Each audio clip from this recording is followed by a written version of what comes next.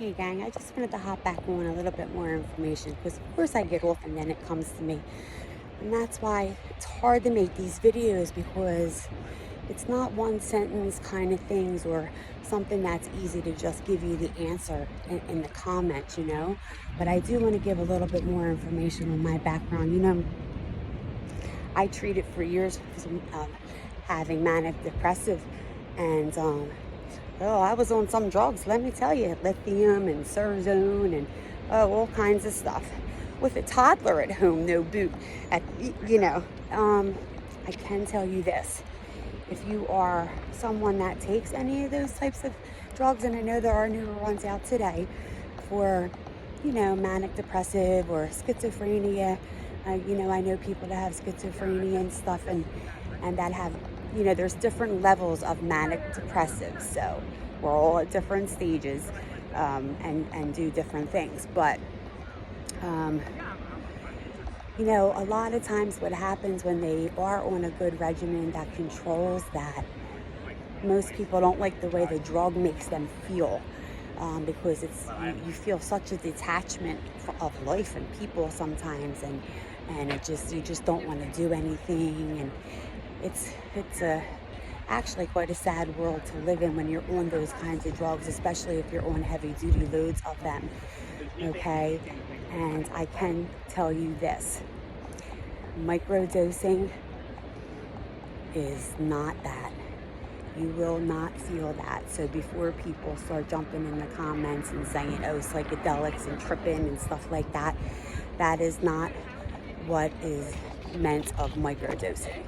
Okay, so again, do your research, but I can say if I had to do it again, which I haven't been on medication in years because I know if I'm manic and stuff, because I could see it in my eyes, because there is such a thing as mania eyes. And when you learn yourself and you learn these things and you know how to control them and you know it can get you out of that funk, or whether it's something that you can eat, do, exercise, or even if it's just keep to yourself, because when you're in mania stage, you never know what could happen sometimes. I didn't have things at that level, but some people, sometimes it's just bad decisions, or you're impulsive, or you indulge too much in something, or you gamble too much, or you spend too much, but for some it's a little bit more than that and quite dangerous. So again, always discuss these things with your doctors if you are on those kinds of drugs. But I can say I would like to see how, again, I said in my earlier video, the winter months, because that lack of sunlight, and I know a lot of us go through that, having that seasonal affect disorder, that right there puts you in a funk, you know what I mean? And so have like chronic health issues on top of it, and can't tolerate the cold or joint pain and all, it's very easy to slip in and out of depressions. It's a vicious cycle. It's an absolutely vicious cycle. So I am definitely curious to see how things will go for me once the microdosing of the mushroom starts to build up in my system even more.